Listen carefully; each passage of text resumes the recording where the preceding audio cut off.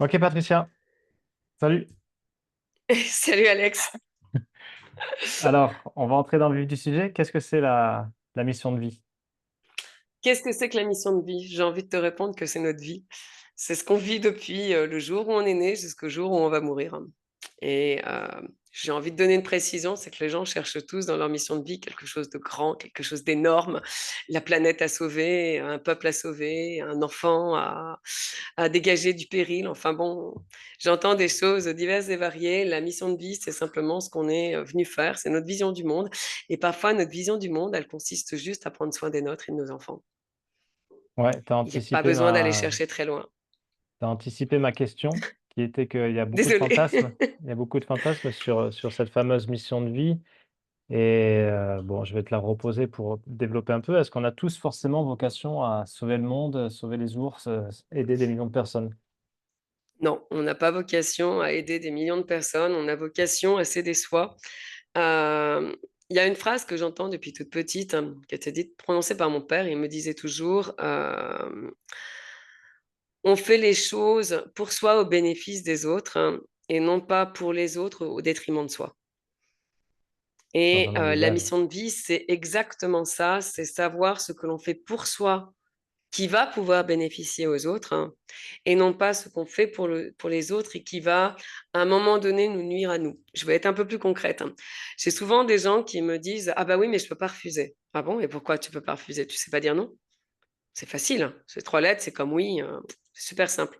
Ah oui, mais tu te rends compte, si je lui dis non, ça va la mettre dans une mauvaise posture. Ok. Et la question d'après, c'est souvent, et tu le fais avec plaisir? Ah bah non, parce que tu comprends, ce soir-là, j'avais prévu ci ou j'avais prévu ça, ou j'aurais aimé même détendre. Ah bah voilà.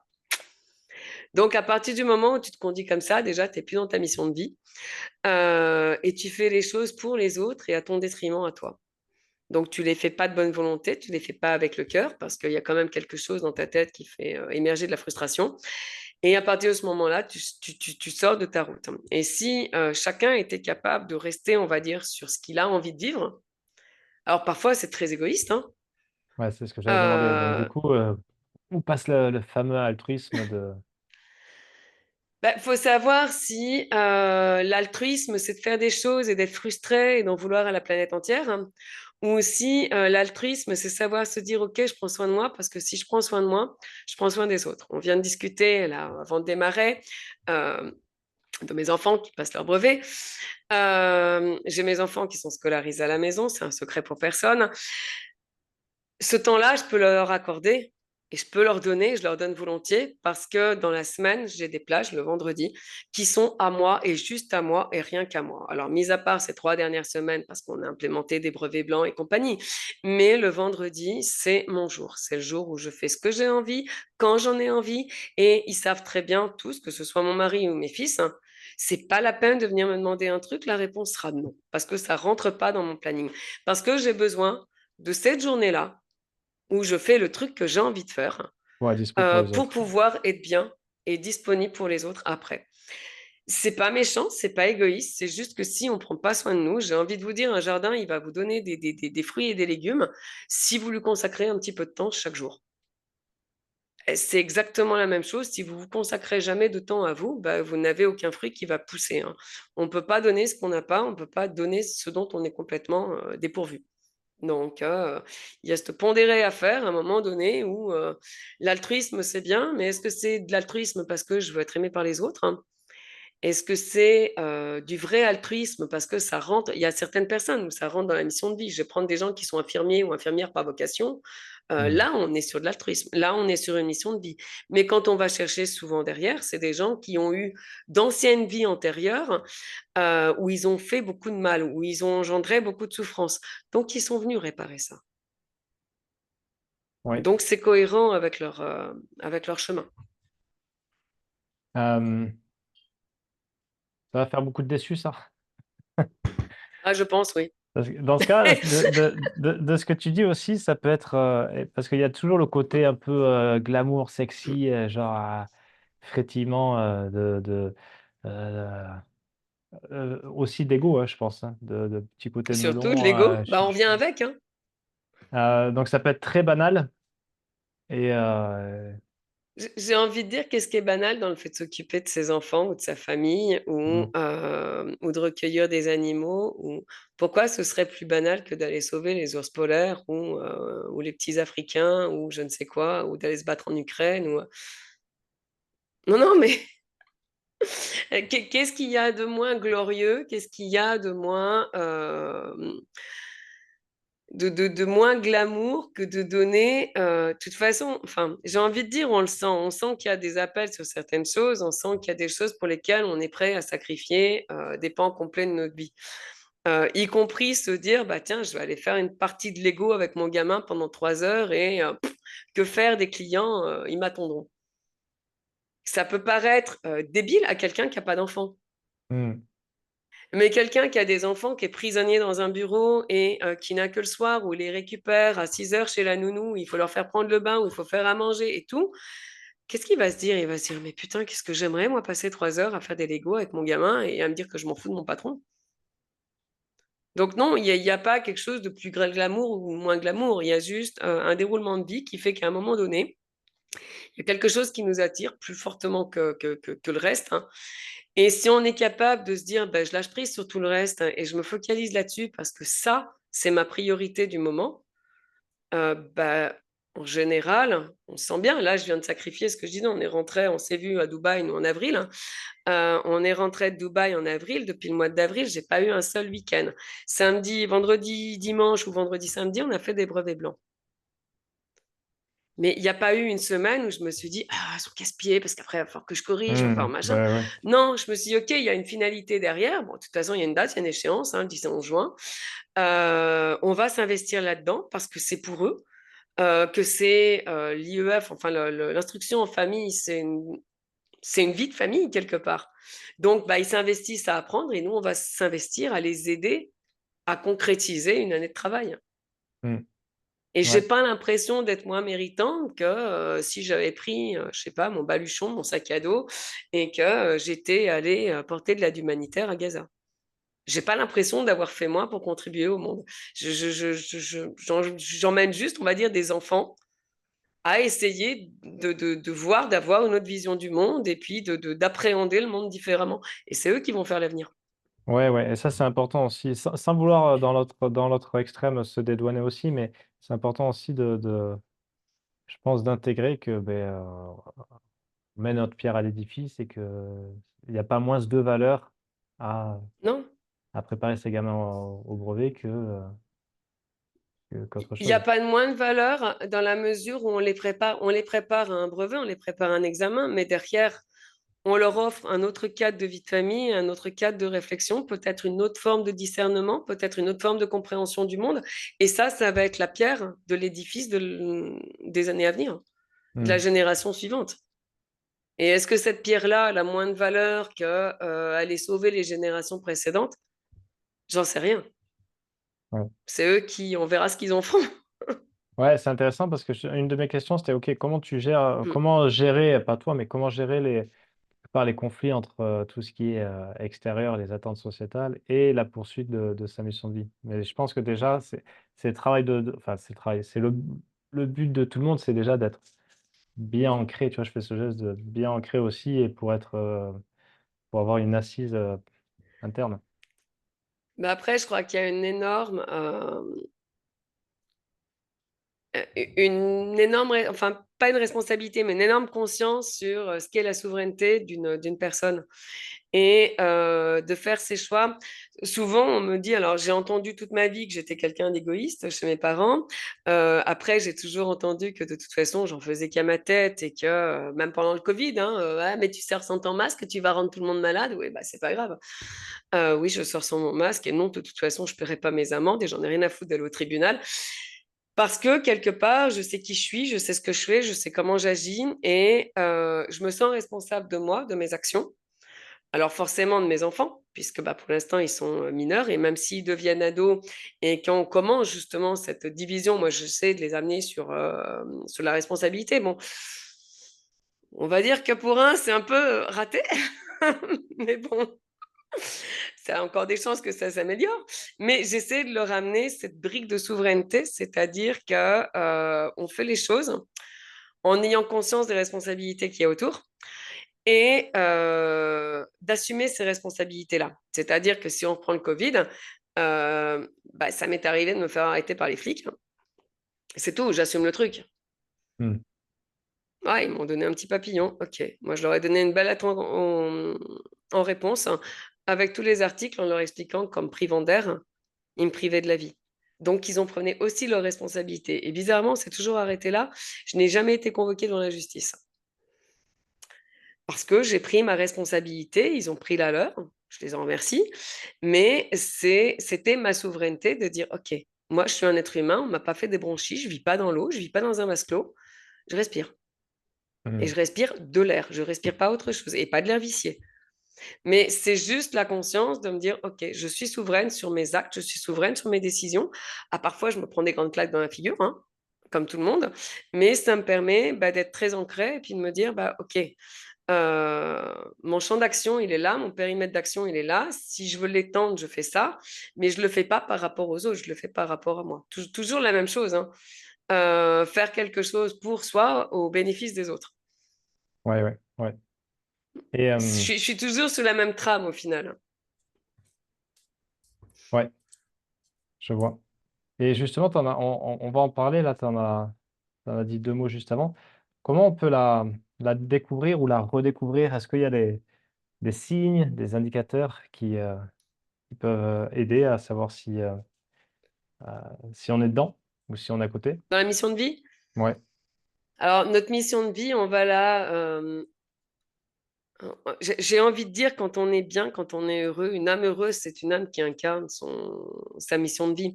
Alors, ce que j'appelle heureux, c'est pas constamment avec le sourire et l'air niais et des papillons et tout va bien. Non, je vais dire, là, on sort d'un clash avec mon fils parce que à 3 jours du brevet, il a un peu déconné. Ma responsabilité aussi parce que j'ai peut-être pas assez bien borné les choses. Donc, c'est pas toujours ça. Mais foncièrement, je suis pas quelqu'un de dépressif, je suis pas quelqu'un de tourmenté. Quand il y a un souci, je vais le poser. L'idée de la mission de vie, c'est que notre âme, elle est équilibrée, elle est bien, elle est dans une vibration qui va bien, qui s'enchaîne. Et quand il y a des périodes, j'ai envie de dire de plateau, parce qu'avant d'avoir une stagnation, on a toujours un plateau, l'impression que les choses stagnent, qu'on n'avance plus, qu'il n'y a plus rien qui se fait, hmm, qui est inconfortable. Mais c'est pas parce que c'est inconfortable qu'on va sombrer dans de la dépression et qu'on va commencer à s'automutiler ou à. Alors quand je parle d'automutilation, c'est pas forcément se tailler des partout, hein. Ça peut très bien être psychologique, à se torturer, à se dire que rien ne va plus parce qu'on est un imbécile, parce qu'on n'a pas fait ci, parce qu'on a fait ça. À partir du moment où ton âme elle est équilibrée, elle est bien, elle continue d'avancer, elle initie des choses. Euh, et elle le sent. Ah, mais ça c'est pas juste pour moi. Et ça, c'est juste. Ah, et ça me plaît. Et puis à un moment donné, le flow, il revient. Ce moment de flow où tout a l'impression, où on a l'impression que tout nous sourit, que tout passe, que tout ouais, arrive, il revient. Et là, c'est la consécration. Par contre, il faut être conscient que derrière ce moment de flow, qui va aller durer peut-être 6 mois, 1 an, 2 ans, va y avoir un nouveau plateau, parce qu'il va falloir monter encore une étape. ouais, ouais, c'est comme ça. Voilà.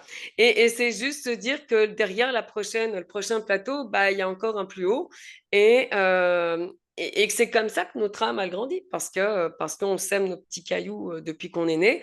Et puis que tout d'un coup, on ressort un petit caillou en se disant ah, mais derrière ce petit caillou qui me paraissait pas très joli, au final, il y a une grosse ressource, il y a une grosse leçon.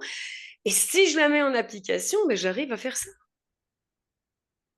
Et après, forcément, il faut la mise en application, il faut les tests, il faut arriver à trouver le bon angle. Et puis, quand ça se met en route, on retombe dans ce moment de flow où tout est joyeux, où tout est facile, où tout est simple, on a Ouais. l'impression que la vie nous sourit. Mais voilà. Et Et, ça, c'est quand qu'on incarne qui on est.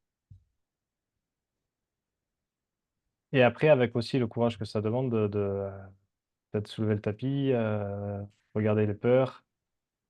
On regarde tout, on regarde nos peurs, on regarde nos vies. Parfois, c'est vachement facile. Moi, j'entends souvent, quand on travaille sur la mission de vie, j'entends souvent les gens me dire ah, mais j'ai eu des parents toxiques. Ouais, mais moi, je trouve ça génial, les parents toxiques. Ok. Alors souvent on regarde, on dit, ah ben non, parce qu'ils m'ont fait ci, ils m'ont fait ça, ils m'ont machin.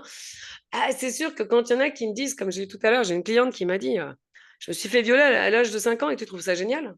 Bah ouais. Parce que tu as appris quoi? Ah, bah que les hommes, c'est tous des salauds. Non, ça, c'est ton émotion. Mais derrière, tu as appris quoi? Et puis en réfléchissant, tout d'un coup, elle me dit, mais j'ai appris la résilience et j'ai appris à protéger mes enfants. Ben voilà, le cadeau, il est là. Il y a toujours quelque chose, il y a toujours une ressource, il y a toujours une leçon. Alors parfois, oui, on a l'impression d'avoir souffert, on est tous passés par des moments, il y a pas de vie là, c'est pareil. Je veux dire, quand on me dit, ouais, mais tu te rends pas compte, il y a eu des vies de merde. Ok, est-ce qu'un enfant qui a un cancer à 5 ans, est-ce qu'il est plus heureux ou est-ce qu'il a plus de chances qu'un enfant qui se fait violer à 5 ans? J'en suis pas persuadée. Il a juste une vie différente, une leçon de vie différente et quelque chose à apprendre. Et au final, c'est toujours ça. Qu'est-ce que je fais de l'émotion? Qu'est-ce que je fais de la leçon? Et est-ce que je suis capable d'aller chercher la ressource qu'il y a derrière tout ça? Est-ce que je suis capable de me On s'entend, débarrasser ouais. de tout ça? On t'en voulu. Et, et oui, ça demande du courage et oui, parfois, c'est pas toujours facile, hein. Même parfois, quand l'univers nous fait des super cadeaux, hein, mon super don d'avoir une super intuition, c'est génial. Ah ouais, quand tu vois des meurtres toutes les 3 nuits parce que tu as un tueur en série qui est pas très loin de chez toi, je suis pas sûre que ce soit si génial que ça comme cadeau. À 20 ans, je suis pas sûre que tu le vives avec le sourire. Enfin, je peux dire que je l'ai pas vécu avec le sourire à l'époque. Mais voilà. Mais après, ok, j'ai appris quoi? J'ai appris quoi? Ça m'a amené quoi? Ça m'a apporté quoi? Et c'est toujours ça qu'il faut aller chercher. C'est ok, j'ai vécu ça. Et je l'ai vécu pour quelle raison et qu'est-ce que j'en ai tiré comme leçon? Et est-ce que on est naturellement plus connecté à notre mission de vie en étant enfant? Je pense que oui. Je pense que les enfants savent précisément. Quand tu joues avec un gosse, t'en as deux, donc je pense que tu sais de quoi je vais parler. Quand tu joues avec un enfant qui commence, enfin, vous construisez quelque chose ensemble, quand il initie l'histoire, il va souvent t'arrêter en disant, mais non, t'as rien compris, c'est pas ça. Non, non, à lui, il lui arrive ça. Parce que telle et telle chose et parce qu'il est dans tel environnement et non, il peut pas lui arriver ça. Ça, c'est pas possible. C'est pas parce que, alors forcément, il a son imaginaire de dessin animé s'il en regarde ou des lectures qu'on lui fait le soir, mais il a une idée surtout très précise de ce qu'il a vécu la nuit d'avant quand il est retourné là-bas. Où retournent nos âmes, on va dire, pendant notre phase de sommeil, et de ce qu'il a vu et de ce qu'il a mis en œuvre, justement, avec ses camarades amis, que j'ai envie de dire. Euh, et du coup, il sait très bien pourquoi il est venu ici, ce qu'il est venu incarner. Et les enfants, souvent, ont des choix très arrêtés, qui après vont changer parce que ils vont avoir différents types de parents avec différents mécanismes de fonctionnement. Et si Mmh. les parents sont beaucoup dans l'ego, sont beaucoup dans essayer, on va dire, d'éteindre ce qu'est l'enfant, au bout d'un moment, l'enfant va plier. Mais au fond de lui, il continuera de rêver à ce qu'il est venu faire. Et même quand on est grand, je veux dire, si on est honnête, les rêves qu'on avait quand on était gamin, on a toujours les mêmes, ils ont juste évolué. On est passé de notre voiture à pédales qu'on trouvait vachement sympa, peut-être à une Lamborghini, mais c'est toujours une voiture. Et elle représente toujours un symbole social ou un symbole de quelque chose, de vitesse, de rapidité, parce qu'on va être un super-héros rapide. Voilà, peu importe. Mais ce rêve-là, il va s'affiner, il va se peaufiner, mais la trame reste la même. Et la finalité de ce rêve-là est toujours la même. Moi, Mmh. j'étais une princesse quand j'étais petite, j'étais une princesse qui réunissait toute sa famille. Voilà, qu'est-ce que j'ai fait aujourd'hui? J'ai toutes mes... bah oui, parce qu'on était une famille décomposée. Enfin, moi, je vivais avec mes parents, mais mes sœurs ne vivaient pas avec moi. Mon ami d'enfance, que je considérais comme mon petit frère, est mort écrasé sur une voiture pendant des vacances, hein. Et c'était vraiment mon truc. Et quand je vois comment ça se déroule ici, bah ouais, c'est ça. C'est ce cocon familial que je protège et avec lequel j'ai envie de voyager, avec lequel j'ai envie de vivre plein d'aventures. C'est même pas de Génial. voyager, c'est de vivre des aventures. Voilà. Et ça, c'était mon truc de gamine. Alors pourquoi une princesse, j'en sais rien, mais si pour les belles robes, certainement. Et justement, quel rôle jouent les rêves? Tu as parlé des rêves. Ben, Comment, est-ce que nos c'est rêves, des messages directs, envoyés, vu qu'il y a pas de filtre? Est-ce que c'est des messages directs? ce sont nos messages directs ou ce sont Alors, on va en avoir plusieurs de types de rêves. On va avoir des rêves, ce dont on ne se souvient pas généralement, c'est ce qu'on est allé, ou dont on se souvient mal, ou ces fameux rêves qui vont nous réveiller dans la nuit et où on va se dire, ah, ça c'est bien. Et le lendemain, on se réveille, on se dit, mais mince, il y avait un truc qui était bien et je me souviens plus de ce que c'était. J'ai rêvé d'un truc, c'était génial et je l'ai pas noté. Et bah oui, c'est en plein milieu de la nuit, forcément. Et ça, c'est ce qu'on va vivre quand on va préparer notre journée du lendemain. Parce que toutes les nuits, notre cerveau, les parties de notre cerveau dont on ne se sert pas retournent dans la partie du monde que l'on ne voit pas pour aller préparer le masque du lendemain et se dire, bah ok, tu vas faire ci, tu vas faire ça va s'agencer de telle manière. Et au final, tu vas peut-être prendre deux décisions conscientes dans ta journée, parce que je te laisse un petit peu le libre arbitre là-dessus. Mais vu ce que tu as vécu hier, vu tes pensées, bah déjà, tu as ton cadre qui est à peu près balisé.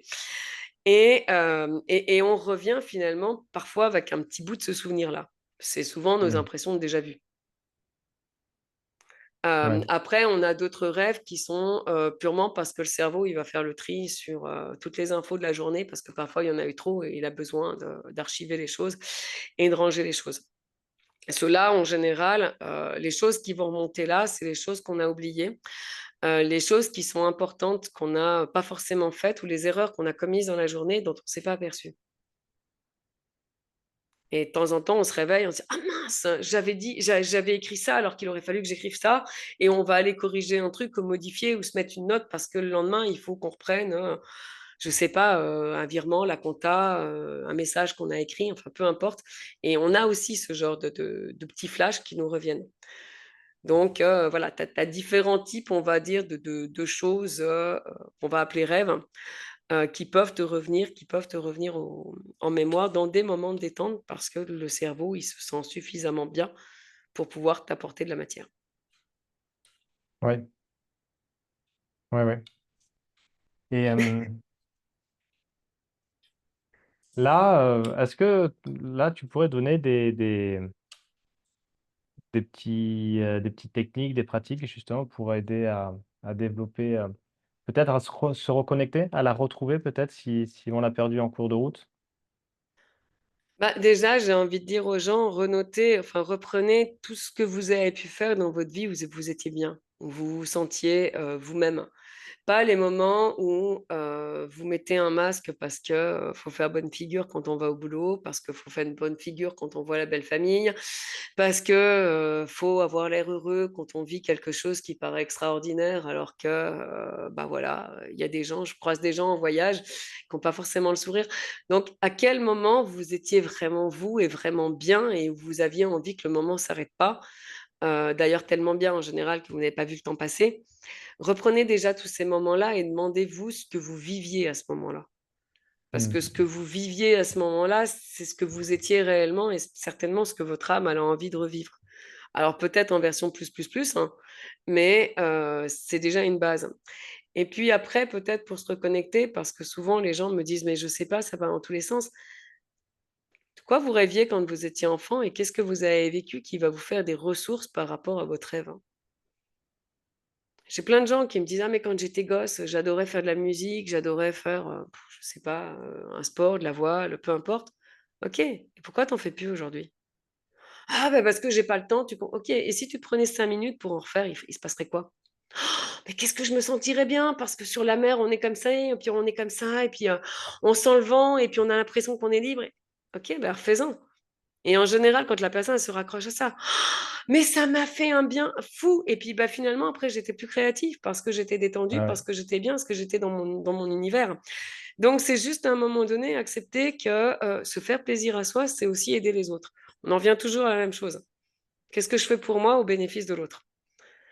Et ça vaut quand on est en couple de savoir dire: «J'ai un mari qui adore le jardin, j'adore cuisiner ce qu'il fait, mais j'ai horreur de mettre mes mains dans la terre. C'est un truc, ça me gratte de partout, j'ai horreur de ça».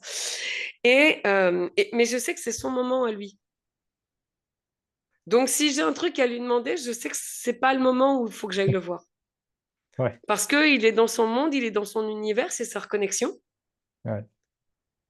Ah oui, non, mais c'est sa reconnexion vraiment à lui-même, à la terre, à machin. Et quand il rentre, qu'il pue, qu'il est sale, qu'il est machin, bah, il a le sourire jusque-là parce que ça l'épanouit 10 000 fois plus que de bricoler les problèmes de ses clients via son ordinateur. Voilà, donc juste accordez-vous ce moment où vous allez vous faire plaisir. Nous, on a mis en place la semaine de 4 jours de travail, 3 jours de week-end, parce que dans notre week-end, on a Laurent à son samedi où il fait ce qu'il veut. Le vendredi, généralement, il bricole des trucs avec les gamins. Moi, c'est le samedi où je bricole des trucs avec les gamins. Et le dimanche, on fait un truc tous ensemble. Donc les enfants sont contents parce qu'ils ont un moment où ils sont seuls avec papa, où ils vont faire, en général, ils font de la techno, ils bricolent des arrosages automatiques maison, programmés, programmables, qui n'arrosent rien, mais ils sont contents quand même. Ouais, il bidouille. Euh, ça, ils bidouillent. Quand ils sont avec moi, bah, ça va être plus de la peinture, de la création, des dessins, des maisons en poterie qui ne ressemblent pas forcément à grand-chose non plus. Mais pareil, on est content, ça nous a fait notre journée et puis on a partagé un moment ensemble. Et le dimanche, très souvent, ça va être un jeu de plateau ou quelque chose qu'on va faire en famille, une rando, une sortie en mer, enfin peu importe, hein, mais un truc qu'on va partager tous les quatre. Et de ce fait-là, chacun a son moment, chacun a sa Chacun est nourri, ouais. reconnexion, voilà. Mm. Et ça contribue énormément à se dire au fond de soi, ouais, ok, là je suis bien. Je reprends pas mon lundi ou ma semaine avec de la frustration de me dire, ah, j'avais envie de lire, puis j'avais envie de faire de la peinture, puis ah, ben, j'ai pas pu parce qu'il a fallu jouer avec les enfants. Ou finalement, le jeu, il devient plus un plaisir parce que on n'a pas pu faire ce qu'on avait envie de faire. Et c'est ça, se reconnecter à sa mission de vie, c'est savoir à quel moment on est bien. J'entends souvent parler, quand on parle de la mission de vie, je me sens pas à ma place. Mm. Et c'est pareil, je sais pas ce que les gens cherchent, si c'est un grand trône style Louis XVI ou si être à sa place, c'est juste à un moment donné être bien. Alors, je vais dire une grosse bêtise, mais mon père, quand j'étais petite, que je le cherchais, il y avait un endroit où il avait horreur d'être embêté, c'est quand il était aux toilettes. Parce que quand il était aux toilettes, il y allait avec tous les bouquins qu'il n'avait pas le temps de lire parce que ma mère exigeait ça de lui. Parce que quand il était au bureau, il y avait toujours un employé qui venait lui demander un truc. Et quand je voyais mon père partir avec son journal, un journal bien gonflé, je savais qu'il y avait tous ses bouquins dedans, qu'il allait aux toilettes et là, on ne le revoyait pas avant 1 heure. Et Ah, souvent, il me génial. disait, ah, là, je suis à ma place. Voilà. Parce qu'il aimait lire, il aimait se cultiver. Pour après pouvoir transcrire ça. Lui, son truc, c'était tout ce qui était économie. Et du coup, il allait se renseigner sur tout ça. Il avait une culture économique qui était colossale. Et après, son grand jeu, c'était de faire bidouiller des montages aux banquiers au profit de ses clients. Et à son bénéfice aussi à lui, puisque finalement, il avait une com où il Ouais, touchait quelque chose dans ce montage-là, et tout le monde y gagnait. Et c'était marrant parce qu'il me disait toujours, ma place, moi, c'est dans les toilettes. Enfin, il me le disait moins poliment que ça, mais voilà. Et quand les gens me disent, mais je suis pas à ma place, mais bon sang, ta place, qu'est-ce que tu cherches en réalité? Ta Mm. place, c'est juste l'endroit où tu te sens bien, où tu es heureux, où tu es épanoui, où tu es... Voilà. Et moi, l'endroit où je me sens bien, c'est quand on est dans un avion tous les quatre, parce que je sais qu'on va aller vivre une aventure tous les quatre. Alors, parfois, c'est une aventure de parce que il y a un blême, il y en a un qui est malade ou qu'on se retrouve dans les Ah oui, hôpitaux et oui. compagnie. Mais ça reste une aventure où on est tous les quatre et qu'on va partager ensemble et où finalement, après, on va partager ça en rigolant parce que tu te souviens quand il est arrivé ça. Et voilà. Et donc, il n'y a pas besoin de chercher un grand truc, c'est juste le truc où vous êtes bien, où vous êtes léger, vous êtes vous-même, vous avez laissé tomber le masque social dont on parlait tout à l'heure, où la seule personne à qui vous faites plaisir sur le moment, c'est vous. Puis quand vous vous retournez, vous apercevez que vos enfants, ils ont le sourire, que votre mari a le sourire. Et donc, vous vous dites, OK, je me suis fait plaisir, mais eux aussi se font plaisir. Alors, je prends ça, mais ça peut être des tas d'autres choses, hein. J'ai une copine qui s'éclate dans la création de robes et elle, son truc, c'est quand elle voit ses clientes avec un grand sourire et dans ses robes, voilà. Et là, tu sens le... Voilà, c'est aussi simple que ça. C'est cette grande respiration suivie de ce grand sourire et je suis bien. Je suis bien Ouais, parce ouais, que et j'ai ça j'ai suffit. donné... Voilà. Et Ça, ça se ça se suffit à suffit, ouais. soi-même et juste de regarder, enfin je vois quand je monte dans le nord et que je la vois, euh, elle pétille de voir ses clientes bien, elle a imaginé des robes et c'est marrant d'ailleurs, c'est quand elle choisit ses tissus et qu'elle fait ses créations, souvent elle sait très bien à qui va aller la robe. Et quand elle voit cette robe portée sur la cliente et qu'elle voit que la cliente, elle se sent bien dedans, bah voilà, bah j'ai réussi mon truc parce que cette robe-là, je l'ai pensée, je l'ai imaginée en imaginant que cette personne serait bien dedans. Et elle est bien dedans. Donc, ouais, génial. Super. Je suis là, je suis à ma place. Voilà. Et j'ai envie de dire, elle a rien fait, elle a pas sauvé le monde. Elle a Hmm. juste conçu et vendu une robe à une personne qu'on a peut-être déjà 10 000 dans son Et armoire. ouais, ouais, mais c'est ça Mais aussi elle l'a rendue contribuer, hein. heureuse. Hmm. Ben oui. Ce sont des petites choses. C'est le chef de cuisine qui regarde. Vous le voyez, des gens qui sont passionnés en cuisine, le chef de cuisine, en général, il va entrouvrir à un moment donné, quand il va laisser partir ses assiettes d'un plat dont il est particulièrement fier, il va entrouvrir la porte de la cuisine pour regarder la tête du client. Voilà. Tu Et sais, là, vous savez. Ouais, vas-y. non, l'année dernière, on avait fait une immersion là, et on avait sympathisé avec les cuisiniers. C'était un couple.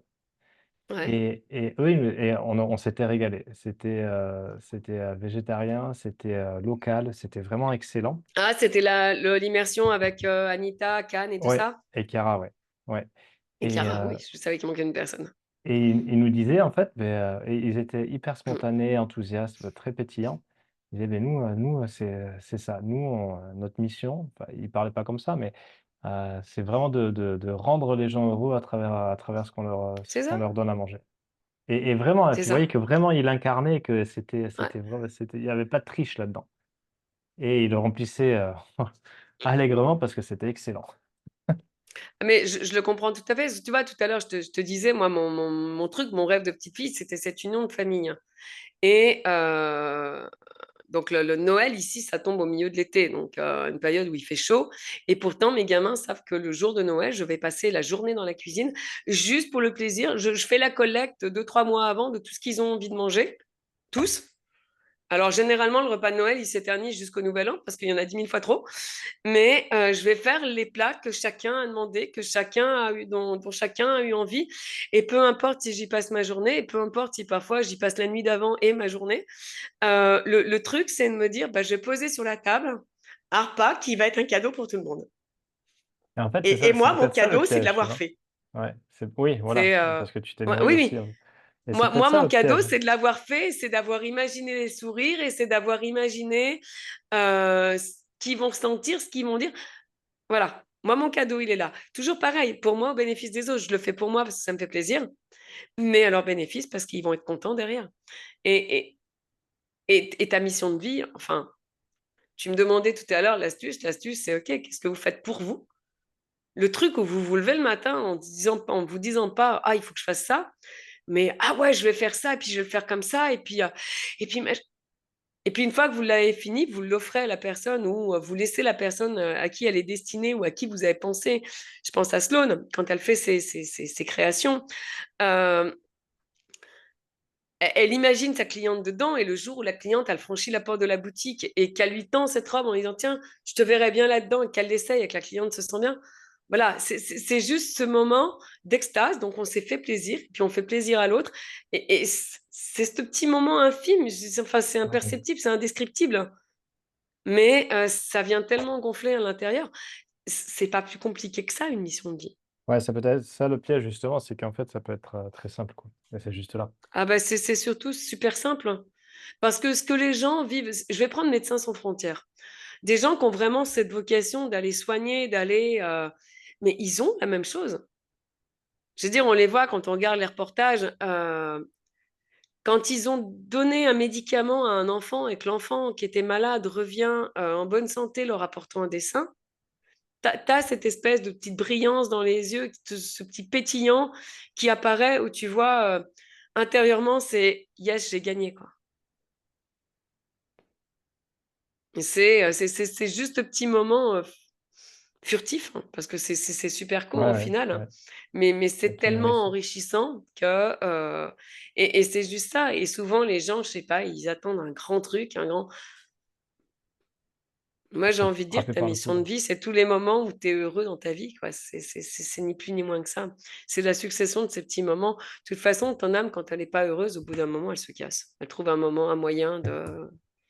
Non, mais c'est idiot, mais parfois, on regarde les infos, on se dit, mais comment il a pu finir sur le toit à ce niveau, enfin, sur le toit de sa voiture, sur cette route-là, ou mais le mec, il se prend une noix de coco, il y a une noix de coco sur 150 qui, enfin, il y a 150 morts par noix de coco par an dans le monde, quoi. J'ai envie de dire, c'est le coup de pas de bol, quoi, de te prendre une noix de coco sur la tête. Mais non, c'est juste que ton âme, elle est là, elle s'enquiquine et elle se dit, bon, ok, j'irai jamais là où je veux aller. Et ok, je laisse tomber, je reviendrai dans 20 ans avec quelqu'un qui sera peut-être plus disposé. Mais voilà, c'est juste ce pétillant, être heureux et être bien et aller chercher, juste Ouais. aller chercher ce moment de bonheur qu'on a Top. tous accessible. Euh, En un mot, juste si tu veux te présenter, En un mot. ou en deux, trois, et pourquoi je t'ai interrogé sur ce sujet de la mission de vie. Ça pourquoi, c'est à toi d'y répondre. Parce que j'en ai fait un peu mon cheval de bataille, ouais. Mon cheval de bataille en entendant tout un tas de choses. Et parce qu'un jour, je me suis penchée. Alors, ça a été en grande partie canalisé parce que je me suis posé beaucoup de questions pendant toute cette période du Covid. Et puis un jour, je me suis dit, OK, c'est quoi en réalité notre mission de vie à chacun et comment on la trouve et comment on la vit. Et un jour, les choses m'ont paru mais tellement évidentes qu'il fallait qu'on arrête de la chercher parce qu'on la vivait depuis le départ et que c'était juste un grand puzzle que j'ai fini par me dire que j'allais accompagner les gens là-dedans parce que j'en ai marre que les gens se cassent le cerveau et essayer de trouver quelque chose qui vive. C'est, ça me faisait un peu l'effet de, je crois que c'était, comment il s'appelle? Dans L'Alchimiste où il t'explique l'histoire de la goutte d'huile là dans sa Ah oui, cuillère. ouais. Et voilà et j'avais ce Mon préféré ça, sentiment-là je de me crois. dire: «Mais» de Coelho, voilà. «Arrêtez de regarder la goutte d'huile qui est dans votre cuillère et regardez ce que vous vivez». Parce que regardez votre goutte d'huile, vous êtes toujours focalisé sur le truc qui va pas. Je les voyais pendant le Covid, les gens, ah mais on peut pas faire ci, mais on peut pas faire ça. Mais arrêtez, il y a plein de choses qu'on peut faire et qu'on n'a jamais faites. Style dans les immeubles, se réunir entre voisins. Est-ce que vous connaissez vos voisins? Non. Et pourquoi? Juste parce que vous prenez pas le temps? Bah putain, là on a le temps. On a que ça à foutre. C'est et c'est vrai qu'à un moment du confinement où on était en France, les gens me disaient: «Ah, on peut pas faire ci, on peut pas aller au restaurant». Ah bah ouais, bah attendez, on va s'arranger. Nous, on en a rien à foutre. Qui va nous dénoncer? Personne? Ok, ben on va aller se mettre à tel endroit. Alors, on avait nettoyé les garages, on s'était mis dans les garages, et puis les chefs cuisiniers qui fonctionnaient pas parce que ben, les restaurants étaient fermés, on en a appelé deux, trois, on leur a dit, des copains, on leur a dit, ben, si je te propose ça, on fait comment? On peut s'arranger comment? Sur le prix, sur les cours, sur tout ça? Ah ben, je peux vous faire ci, je peux vous faire ça. Ben ok. Ah bah tiens, soudainement, les voisins que je connaissais pas, je les connaissais. Et puis tiens, il y a des affinités qui se nouent. Ah, et puis bah, vous aimez bien les jeux de société? Ah bah si on s'organisait une partie de jeux de société tous les dimanches après-midi. Et puis le cuistot. Ah mais moi aussi j'aime bien jouer, bah tiens, j'amènerai un gâteau. Mais ça Ah repart. bah cool. Mm. Et on n'a jamais fait ça avant. Ouais, ouais, ouais, ouais. Voilà, donc c'est juste ça. Et c'est juste à un moment donné de se dire, OK, on nous a foutu une contrainte. Soit on tombe dans la dépression en voyant tout ce qu'on n'a pas pu faire, soit on en fait une ressource. Moi, c'est toujours mon truc. OK, il nous est arrivé un truc pas sympa. Derrière, il y a une ressource. J'adore les jeux de plateau. Alors, quand on joue à Zombicide, on va toujours creuser, fouiller pour trouver des ressources pour pouvoir aller canarder les zombies derrière. Oui, c'est pas très bienveillant, mais bon. Ouais, mais c'est les zombies, ça va. Ouais, c'est que des zombies. Et du coup, bah, c'est la même chose. OK, il nous arrive un truc qui est pas sympa, mais derrière, il y a une ressource. Donc, on va aller gratter, on va aller fouiller, puis on va la dénicher, notre ressource. Et puis, bah, elle va soudainement nous apporter un tout autre angle de vue que celui qu'on avait 10 minutes avant, en se disant, bah oui, mais on peut rien faire, on peut pas machin, on peut pas ci, on peut pas. Ouais, il y a tout ce qu'on peut pas faire. Mais il y a tout ce qu'on n'a jamais fait qu'on va pouvoir faire. Cool. On te retrouve sur Facebook, Patricia? On me retrouve ouais, sur Facebook de moins en moins parce que ça me correspond pas trop, les réseaux sociaux. On te retrouve où alors? Euh, on me retrouve beaucoup plus sur le site, sur les deux sites internet, celui où il y a les formations avec mon nom, hein, Patricia Paré-de-Linty à chaque fois. Il y en a un où il y a formation devant et l'autre pas. Puisque d'un côté, il y a toutes les prestations de services et de l'autre côté, il y a toutes les formations. Et oui, un petit peu quand même en profil privé sur Facebook. Mais bon, voilà, de moins en moins, je pense. Parce que Ok. là, pour le coup, c'est vraiment le truc qui ne me correspond pas. Après, je suis beaucoup plus sur tout ce qui est réseautage, justement. Réseautage en direct, notamment. Parce que j'ai besoin de retrouver ce contact humain, ce partage que j'ai retrouvé pendant le Covid et qui s'est perdu après le Covid. C'est un peu pour ça que je regrette le Covid, parce que j'aimais bien, j'aime bien le contact humain. Je trouve que c'est beaucoup plus enrichissant que les simples contacts par Facebook où tu as 5000 Ah, bien personnes sûr. que tu ne connais pas. Je viens d'avoir mon anniversaire et j'ai reçu 4000 messages Facebook, LinkedIn compilés. Sur ces 4000 messages, j'ai 50 personnes que je connais. Quelle est la valeur des 350, des 3950 autres messages? Hmm. Voilà. C'est comme m'a dit Laurent, tu n'as toujours pas lu tes messages? Non, parce que je ne sais pas quoi répondre. Parce que c'est pas des gens que je connais dans la vraie vie, parce que c'est pas des gens que j'ai eu même ne serait-ce que par visio. Et c'est plus ce que je recherche. Je recherche ce contact-là, je recherche. Donc oui, je sors de plus en plus des réseaux sociaux parce que c'est pas moi. Tu vois, ça fait Ouais, ouais, partie des c'est. choses qui changent et où l'année dernière, je me suis efforcée de faire parce que soi-disant qu'il fallait faire. Et puis à un moment donné, je me suis dit non, c'est pas moi. Et je me perds là-dedans. Et quand je perds mon âme. Et quand je perds mon âme, je perds ma connexion à qui je suis. Donc basta. Donc, vous me retrouvez sous mon nom, vous me retrouverez en Ouais, je cliquant sous mettrai la le lien, vidéo, ouais. je viendrai vous répondre. Et puis Je voilà. mettrai le lien. Ok, super. Merci, Patricia. Bah, avec un grand plaisir, Alex, hein. Puis à tout bientôt, je pense. Yes, à plus. Bien, bye.